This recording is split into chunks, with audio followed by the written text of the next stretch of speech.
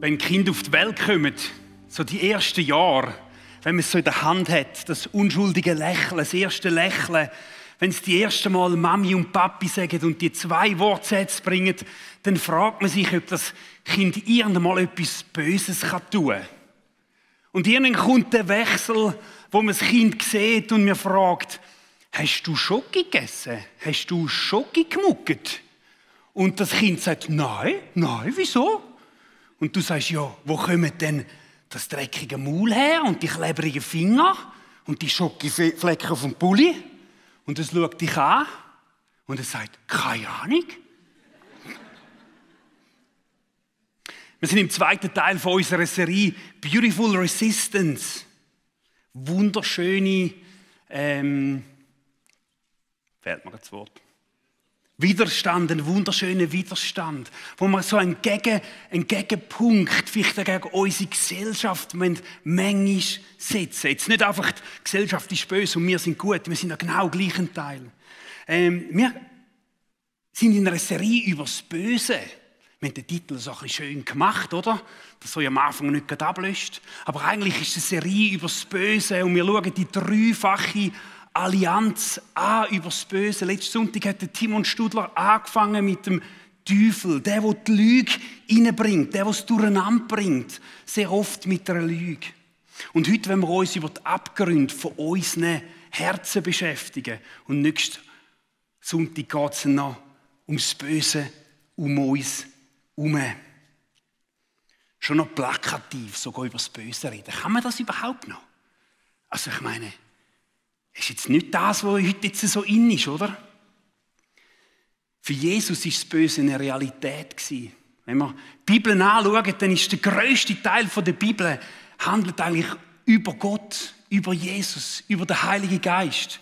Und das zeigt uns auch eine Wertung, die wir haben in dieser Thematik hinein. Dass wir uns auf Gott ausrichten, uns mit ihm beschäftigen und gar nicht zu viel mit dem Bösen. Aber es hat eben doch Platz in der Bibel und es zeigt uns, dass wir uns auch gut tun, wenn wir uns das anschauen, dass wir die Strategien vom Bösen kennen. Jesus hat uns gelernt, beten im Vater unser und erlöse uns von dem Bösen. Für ihn war es eine Realität und er hat uns gelehrt, wir sollen bitten darum, dass wir erlöst werden von dem Bösen. Und darum glaube ich, ist es so wichtig, dass wir darüber reden. In jedem Mensch schlummert doch das Potenzial, zum Gutes zu tun und zum Schlechtes zu tun. Ich glaube, das muss ich euch nicht sagen. Was wir kultivieren, das nimmt zu. Der Alexander Solzhenitsyn, ein russischer Schriftsteller, hat im 20. Jahrhundert ein unheimlich starkes Zitat gebracht. Er hat nämlich geschrieben, die Trennlinie zwischen Gut und Böse verläuft nicht zwischen Staaten oder Klassen oder Parteien, sondern quer durch jedes Menschenherz. In der heutigen Zeit, wo die Polarisierung immer mehr zunimmt, wo man sehr schnell sagt, die sind halt schlecht, das Land ist halt böse, tun wir uns gut, wenn wir das Zitat uns zu Herzen nehmen. Die Trennlinie zwischen Böse und Gut läuft nicht einfach zwischen verschiedenen Ländern, nicht zwischen verschiedenen Parteien, nicht zwischen Klassen, sondern sie läuft durch mein Herz durch. Eine krasse Aussage, wo sich lohnt, einen Fokus darauf zu legen. Das Neue Testament redet viel darüber. Gerade der Paulus beschreibt das so. Und in der Bibel werden viele Wörter gebraucht, die einfach manchmal abschrecken können. Im Epheser 2, Vers 3 schreibt der Paulus, wir alle haben früher so gelebt. Wir ließen uns von den Begierden unserer eigenen Natur leiten und taten, wozu unsere selbstsüchtigen Gedanken uns drängten. Vergangenheitsform. Halleluja, es ist vorbei, oder? Das war früher noch, heute ist es vorbei. In der Bibel, je nach Übersetzung, heisst es unsere Natur, unsere Begierde, unsere Leidenschaft. In der alten Übersetzung heisst es Fleisch, was ich einmal nicht so günstig finde, oder? Weil was heisst das Fleisch für uns schon? Wenn wir den Vers anschauen, will ich da 2 Sachen unterstreichen, oder? von den Begierden unserer eigenen Natur, Begierden von unserer eigenen Natur und die selbstsüchtigen Gedanken, die uns drängen.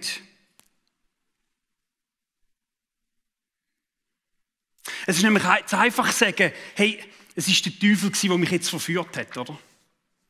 Dann können wir es super abschieben. Dann können wir sagen, nein, bin nicht ich, es war der Teufel. Er hat halt, ja, genau. Ja, der Teufel steckt hinter uns allem. Aber wir stecken mehr drin, als wir uns wahrscheinlich bewusst sind. Unsere eigenen Begierden stecken da rein. Unsere eigene sündhafte Natur. Nämlich nicht alles, was wir begehren, ist per se falsch. Das ist auch nicht alles gut. Und heute geht es darum, um dein Herz, um deine Wünsche, um deine Entscheidungen. Und wenn du da hockst und dich heute Morgen verwützt, dass du denkst, jetzt würde ich gerne meiner Ehepartnerin und meinem Ehepartner mal so einen Ellbogen geben, um zu sagen, pass auf, das bist du. Dann ist heute der falsche Moment, weil die heutige Predigt geht um dich. Dich, ob du im Livestream hockst oder da. Und um mich, um mein Herz und für niemand anders. Wenn du es so weiter schickst, nur zum sagen, hey, das hat mir so gut getan, da habe ich mich angesprochen gefühlt und nicht, ihr müsstet das noch hören und da könntet ihr noch etwas daraus lernen. Ich weiss nicht, ob du mal ein Kärtchen bekommen hast oder vielleicht ist es mal in deinem Freundebuch hineingestanden. Kennt ihr die Freundebucher noch? Oder wenigstens von den Kindern. Ich habe das mal drin gehabt, dass mir jemand hineingeschrieben hat, folge deinem Herzen. Mega schön. Vielleicht würden wir heute sagen, tu dir was Gutes. Völlig mehrheitsfähig. Wir brauchen heute also Aussagen wie YOLO, so you only live once, oder?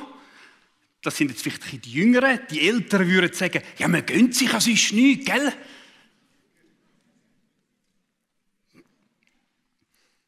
Wenn es dann ein bisschen kritisch ist, wenn man nicht weiss, ist jetzt das noch gut, kann man ja sagen, du, gell? Also wenn es für dich stimmt und niemand anderem schadet, dann ist es okay, gell? Gönn dir. Oder vielleicht auch noch, genau, bleib so, wie du bist. Gell? Ist okay. So gut gemeint, doch so oft so toxisch. Die Elsa, die Schneekönigin in dem Film, in dem bekannten Lied Let It Go, singt sie No right, no wrong for me, I am free.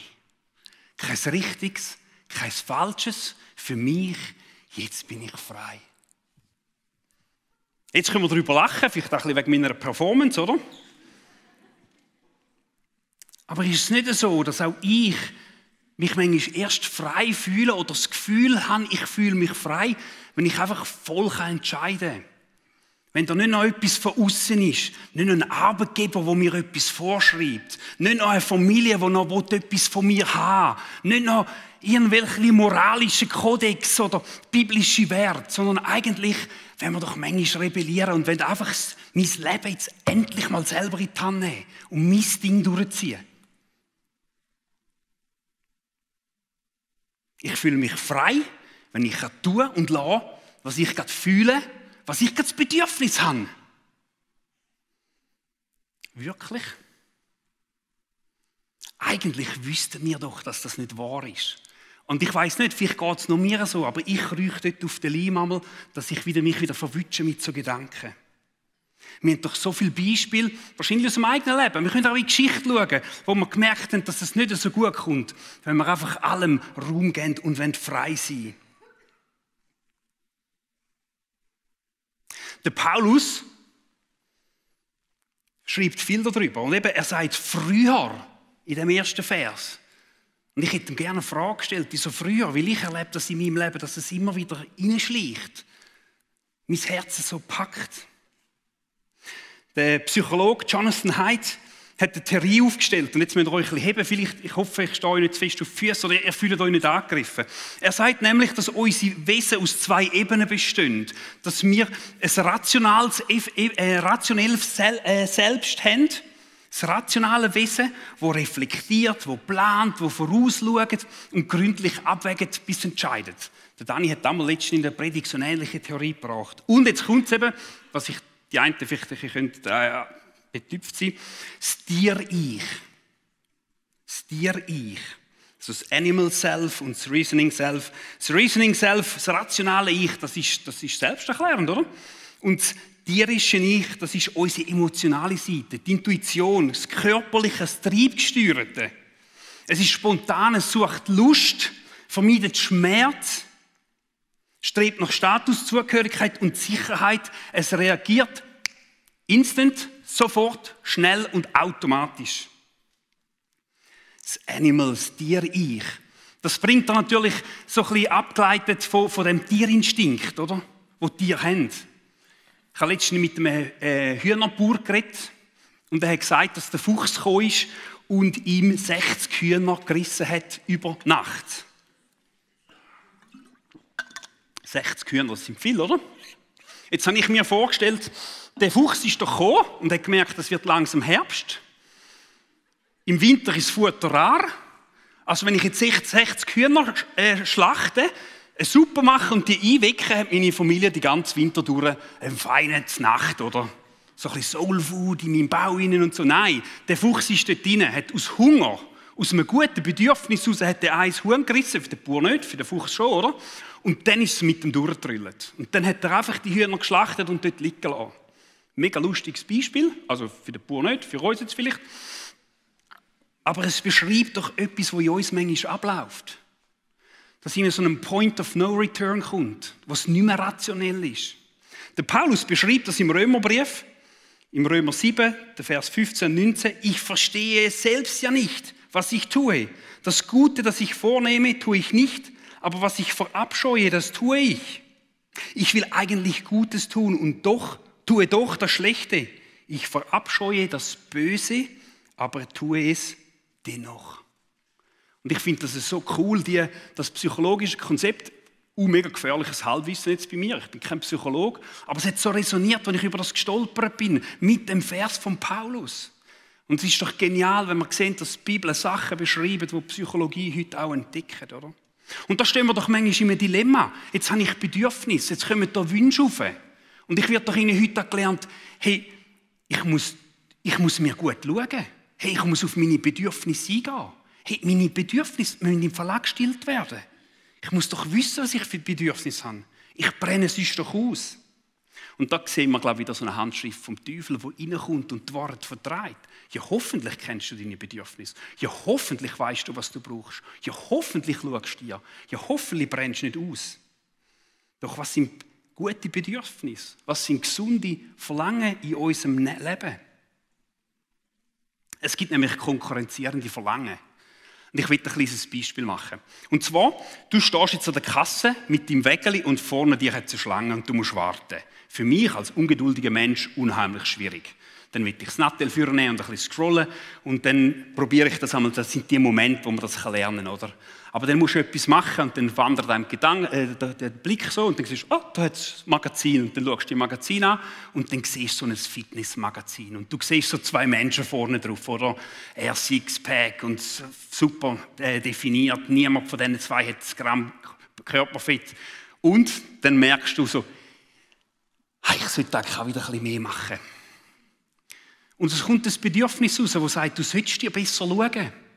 Und ich bin so alt, dass ich nicht mehr mich einlade und dass ich dann weiss, dass ich jetzt so einen Körper habe. Aber dann kommt so, ich sollte eigentlich ein bisschen besser essen, ich sollte mich ein bisschen mehr bewegen. Und dann überlegt man, wann könnte ich jetzt heute Nachmittag meine Fitnessübungen noch einbauen und was koche ich gesund aus dem Essen, das ich jetzt gekauft habe, bevor ich den Impuls hatte, oder? Und dann ist man das Essen so am Anschauen und schaut oben am Förderbändchen und dann sieht man dort Schokoriegel. Und im Kopf hinein sofort spürst du, wie der Zucker von dieser Schoki auf der Zunge schmelzt. Und du spürst die Endorphine, die es im Hirn auslöst, oder? Und du stehst da mit dem Schokoriegel schon halb in der Hand und eigentlich mit dem Plan, zum joggen heute Nachmittag. Und du denkst, Scheibe, jetzt ganz wichtig, beides ist nicht falsch und beides ist gut. Vielleicht ist es heute Nachmittag dran, dass du dir eine Tasse Tee oder Kaffee machst, ansitzt und den Schokoriegel gönnst. Vielleicht ist es so gut, dass jetzt du wirklich gehst, dich dahinter machst und dir selber schaust. Auch so ein bisschen überspitztes Beispiel, aber es zeigt doch, dass unsere Bedürfnisse manchmal gegeneinander arbeiten. Und es zeigt auch, dass unsere Wünsche, unsere stärksten Wünsche nicht unbedingt die tiefsten Wünsche sind. Die stärksten Verlangen sind nicht das, was wir unbedingt brauchen. Nochmal kurze Klammern, nochmal gefährliches Halbwissen. Ich bin über einen Artikel gestolpert, der heisst, dass so Versuchungen, so Verlangen, dass die getestet werden mit Zeit. Dass nämlich eine Versuchung zwischen 20 und 30 Minuten geht. Also wir können abwarten und die kommt so mit der Welle und geht wieder. Und ich finde das genial. Ich habe das diese Woche mal mit einem Schokoriegel ausprobiert und es hat funktioniert. Also darum 100% Erfolg, oder? Du siehst ja etwas, du kommst einen Impuls über und dann brauchst du das. Und dann steigert sich das und du probierst es weg und es kommt wieder, du tust es weg, es kommt wieder, es tust es weg, es kommt wieder. Und dann sagst du, jetzt muss ich es haben, oder? Aber wenn du den Peak abwartest, merkst du ihnen so, nein, ich brauche den gar nicht. Klammer zu. Gefährliches Halbwissen. Die Frage ist doch, was brauche ich? Was brauche ich wirklich? Was ist mein Verlangen? Was braucht meine Seele? Und im Galater 5,13 lesen wir, durch Christus seid ihr dazu berufen, frei zu sein, liebe Brüder und Schwestern. Ich glaube, was wir unsere Seele wirklich brauchen, ist frei zu sein. Und dann kommt's, aber benutzt diese Freiheit nicht als Denkmantel, um eurem alten, selbstsüchtigen Wesen nachzugehen, dient vielmehr einander in Liebe. Was wir brauchen, ist Freiheit. Aber die Freiheit kann als Deckmantel gebraucht werden. Für etwas Negatives. Also heisst es ja, es gibt ergo eine negative Freiheit. Geht das überhaupt auf, oder? Und dann bin ich auf den letzten Teil gestolpert. Dient vielmehr einander in Liebe. Was hat das zu tun? Es geht doch jetzt auf mich. Es geht doch jetzt um meine Freiheit. Was hat das mit dem Kollektiv zu tun? Dort, wo wir eine falsche Freiheit, eine negative Freiheit nehmen, zahlt immer ein anderer den Preis. Und dann dienen wir nicht einander. Wenn nicht ich darunter leide, also das ist meistens ja auch eine Lüge, ich leide auch darunter, oder? Dann leiden meine engsten Leute rundherum. Fast Fashion. Wir kaufen ihnen ein T-Shirt, mega günstig. Das ist mega günstig, mega cool, gibt ein gutes Gefühl, oder? Ein anderer, ihr nehmt auf der südlichen Halbkugel, zahlt dafür. Am Schluss geben wir es noch eine Kleidersammlung, weil wir es doch nicht so leise finden, tun uns das Gewissen beruhigen und landet ihnen noch mit St. Angola am Strand. Es zahlt jemand dafür. Für meine vermeintliche Freiheit. Man kann das mit einem Bild vergleichen. Und ich habe das hier auf dem Screen oben, eine wunderbare Passstrasse, die in die Ferien führt. Wenn wir da durchfahren, oder? Das schmeckt nach Freiheit. Alle, die noch so ein bisschen gerne Fahrzeuge haben, oder? Auto macht Spass, wenn es ein bisschen mehr PS hat als nur das Nötige. Die TÜV fahren oder die Velo fahren auch. Das Velo ist das Lässigste, da kannst du das Auto noch überholen in den Kurven und so. Genau. Das ist unheimliche Freiheit, oder?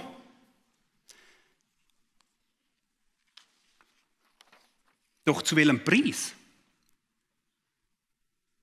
Wir kennen doch nicht alle Variablen dieser Gleichung. Wir wissen doch nicht, was hinter dieser Kurve ist.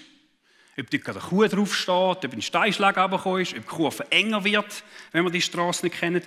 Und der Paulus beschreibt es im gleichen Kapitel vom Galaterbrief so, dass wenn man der alten menschlichen Natur nachgibt, das dazu führt, und dann kommt ein Katalog. Ein seitenloses Leben, ein ausschweifendes Leben, Götzenanbetung, Aberglaube ist Vertrauen auf übersinnliche Kräfte. Feindseligkeit, Streit, Eifersucht, Wutausbrüche, hässliche Auseinandersetzung, Uneinigkeit, Spaltung, Neid, Trunksucht, Fressklage und sexuelle Unmoral und dann sagt er, und ähnliche Dinge. Das ist nicht ein abgeschlossener Katalog, oder? Du kannst das einsetzen, wo du merkst, wo du drauf gehst. Und dann sagt er am Schluss, ich habe euch schon oft gesagt und warne hier noch einmal, wer so lebt, wird niemals in Gottes Reich kommen. Geht ein bisschen hart, oder? Sehr klare Worte. Und ich glaube, darum tut es immer wieder gut, wenn wir das an unser Herz heben, an unsere Bedürfnisse, an unsere Wünsche, die da raufkommen. Ja, was ist denn die wahre Freiheit? Der Timothy Keller hat es in einem Buch so beschrieben. Wir sehen also, dass Freiheit nicht das ist, was unsere Kultur uns sagt. Echte Freiheit kommt aus dem strategischen Aufgeben gewisser Freiheiten, um andere zu gewinnen. Sie ist nicht die Abwesenheit von Einschränkungen, sondern die Wahl der richtigen Einschränkungen und das Aufgeben der richtigen Freiheit. Unheimlich stark. Freiheit heisst aufgeben von der falschen Freiheit. Heisst es aufgeben oder sich entscheiden für die richtige.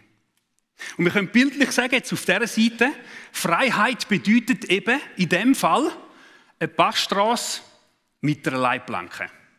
Wenn wir das Bild dürfen haben. Unter einer 50er-Tafel. Geht gar nicht. Es schränkt uns ein. Die Leitplanke nimmt uns ein bisschen die Aussicht. Es sieht schon immer so schön aus. 50er-Tafel ist für die einen störend, für die anderen ist es nur eine Empfehlung. Aber die hier angestellt haben, die haben sich etwas überlegt. Die haben sich überlegt, was für eine Freiheit gibt die Einschränkung. Es gibt Freiheit, an deinen Ferienort zu kommen. Sicher, es gibt die Freiheit, am nächsten Tag noch aufzuwachen. Jetzt sind wir ein bisschen dramatisch, aber es geht dort hin, oder? Ich habe die 2 Bilder gewissen Leuten bei uns im Team gezeigt. Und es war noch spannend, wie die einen gesagt haben, hey, geiles Bild, mega geiles Bild, hey, cool. Eben, du merkst gerade, wer ein bisschen Töff im Blut hat und so. Und dann jemand hat die Bilder angeschaut und hat gesagt, also bei diesem Bild ist es mir nicht ganz wohl. Aber nur jemand. Die anderen haben das lässiger gefunden. Einschränkungen in unseren Bedürfnissen sind wie Leitplanken. Und wisst ihr, was mit den Leitplanken ist? Die müssen vorgängig gesetzt werden. Du musst wissen, wo du hin willst. Du musst wissen, was kommt. Und dann setzt du die Leitplanken, bevor du es durchwarst. Und dann müssen wir doch uns fragen, wohin will ich? Was ist mir wichtig? Was ist mein Ziel? Was für ein Leben will ich? An was richte ich mich aus? Was für Geschwindigkeit fahre ich? Ich finde nämlich das Beispiel zwischen Leitplanken und Geschwindigkeitstafeln noch lässig, oder? Die Leitplanke schränkt ein und Geschwindigkeit holt dich einfach oben runter. Manchmal sind die Sachen gut, aber wir müssen einfach ein anderes Tempo fahren. Ich merke immer wieder, wie es gut ist, wenn ich meine Bedürfnisse, und manchmal jetzt auch das alte Wort Begierde, analysiere. Ich weiß es doch, für was, dass ich ein bisschen anfällig bin, dass ich das vorausplanen kann. Das müssen wir in guten Zeiten anschauen, wie wir die Tafeln und die Leitplanken nochmal in guten Zeiten sitzen muss. Und da wollte ich nochmals auf ein Tagzeitengebet hinweisen. Mir tut das zur Zeit extrem gut. Am Mittag mich schnell rausnehmen, aufs Sofa liegen. Meine Mittagsliturgie machen, mich nochmal ausrichten. Am Abend mit meinem Gott reflektieren. Was habe ich heute gut gemacht? Was kann ich dankbar sein? Und wo ist mir es nicht gelungen? Wo brauche ich seine Gnade? Und wo muss ich für den nächsten Tag eine Leitplanke stellen? Ich glaube, oft laufen wir rum wie der Herr da, dass wir denken, ich kann doch die Leitplanken einfach mitnehmen. Ich kann sie dann schon im richtigen Moment platzieren, oder? Jetzt stell dir vor, wenn wir alle mit so einer Leitplanke in den Gottesdienst kommen wären, im Foyer so Grüezi sagen. Mir geht es manchmal so, dass ich genau wüsste, wo meine Schwäche ist. Und ich dann denke, nein, die Leitplanke, die kann ich dann schon noch ablassen, im richtigen Moment. Aber ich glaube, in diesen Situationen müssen wir unser rationales Ich, das, was vorausplant, einsetzen.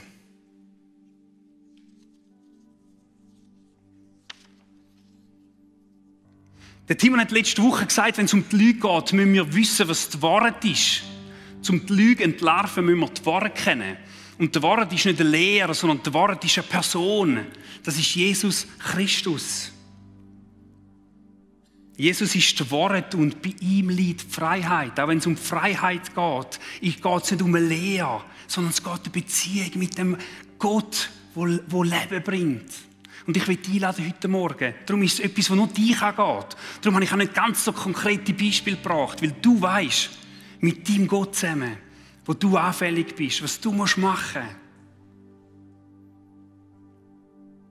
Jesus sagt über sich, oder zuerst über den anderen, der Dieb kommt, um zu stehlen, zu schlachten und zu vernichten. Ich aber bringe Leben und dies im Überfluss. Ich bringe Leben im Überfluss. Ich glaube, wenn wir es selber probieren, uns Leitplanken setzen, kommt es nicht gut. Wenn wir es mit dem Gott zusammen machen, Aber wir müssen uns die Frage stellen, vertrauen wir dem Gott, dass er Leben für mich im Überfluss parat hat? Oder habe ich das Gefühl, ich komme zu kurz?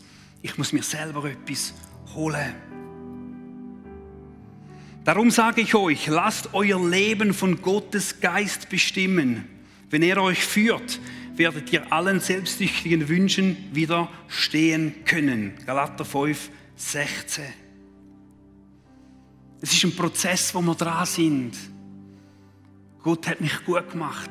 Gott hat mich neu gemacht. Ich bin eine neue Schöpfung. Das Alte wird einmal wieder so reingecreepen. Und solange ich lebe, solange wir leben, dürfen wir unterwegs sein.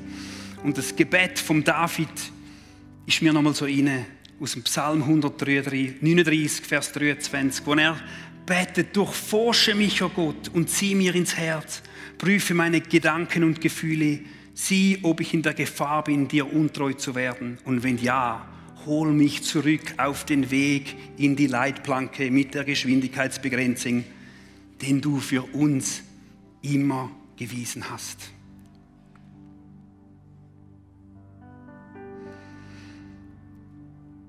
Ich bin fast am Schluss, ich habe noch 3 praktische Tipps. Wir können das machen mit dem Reflektieren. Ich glaube, wir kommen nicht rundherum, dass wir unser Leben anschauen, dass wir das Gebet vom David immer wieder beten. Aber es gibt noch 3 ganz praktische Tipps. Und das erste ist das Fasten. Fasten, bewusst verzichten. Wir müssen lernen, uns einschränken. Und wir sind einfach nicht in einer Gesellschaft. Und da kommt vielleicht das Beautiful Resistance, dass wir wieder mal die Faust aufheben und sagen, hey, ich will da einen Gegenpol setzen in meinem Leben. Ein Gegenpol. Und Fasten ist, sich eine Gewohnheit anzueignen, die eigenen Bedürfnisse zu bändigen in einem definierten Zeitrahmen. Punkt 1, Fasten. Das Zweite ist, die Sünde bekennen. Und nicht nur alleine vor meinem Gott, dort müssen sie annehmen. Aber manchmal ist es wichtig, dass wir das miteinander machen, dass wir das vor jemandem machen. Das ist ganz wichtig, dass es nicht einfach irgendjemand ist und irgendwo, sondern dass es eine verbindliche Gemeinschaft ist. Und das ist nämlich der 3. Punkt. Leben in verbindlichen Beziehungen. Hast du Beziehungen, wo es an einem sicheren Ort ist und du kannst sagen, hey, da habe ich es doch nicht geschafft, da brauche ich eine Leitplanke. Kannst du mir helfen? Oder manchmal hilft es nur, wenn man das vor dem machen kann. Das kann die Familie sein, das kann eine Small Group sein, ein Teil von der Small Group sein, das können gute Freunde sein. Ich glaube, wir kennen alle unsere Abgründe von unserem Leben. Jesus ist gekommen, zum Leben zu geben. Und wir dürfen mit ihm zusammen unsere Bedürfnisse abgleichen. Und er nochmal will uns Leben geben. Ich will noch beten. Vater im Himmel, Jesus, Heiliger Geist, ich danke dir, dass du Leben willst im Überfluss für jedes Einzelne von uns. Und ich bitte dich in dieser Serie, in jedem Morgen, für jedes uns Einzelnen, dass du jedem Einzelnen dort begegnest, wo er es braucht. Aber ich will kollektiv, ich will fürs Gesamte die Lüge abreißen, dass wir bei dir nicht genug bekommen. Ich will die Lüge abreißen. Und ich will aber dort dann auch reinbeten, wo du in einem Sumpf hineinhockst, in einer Krankheit, in einer unwegbaren Situation, wo es nach zu wenig aussieht, wo es zu wenig ist, dass Gott, der Versorger, in diese Situation hineinkommt. Heiliger Geist, gib du unsere Herzen an, zieh du uns an dein Herz und hilf du uns, Sachen aufzugeben, Leitplanken in unserem Leben zu setzen. Amen. Bevor wir jetzt einfach in Worship hineingehen, wenn wir eine kurze Reflexionszeit haben, wie wir es letzte Zeit immer haben, wo du dir gewisse Fragen stellen kannst. Der Vers, der Psalm ist nochmal da oben, wo du nochmal anschauen kannst. Du kannst dich fragen, was nehme ich mit aus dem Gottesdienst? Nicht aus meiner Predigt, aus dem Gottesdienst. Was sagt dir Jesus, der Heilige Geist? Wo stehst du in Gefahr, keine Leitplanke zu haben? Wo hast du vielleicht eine Leitplanke sogar abmontiert, weil es einfach gesellschaftsfähig ist? Wo brauchst du eine Leitplanke? Wo brauchst du eine Hilfe für eine Leitplanke? Wir gehen in die Reflexionszeit und nachher miteinander in Worship. So gut ist Gott da und wird uns begegnen.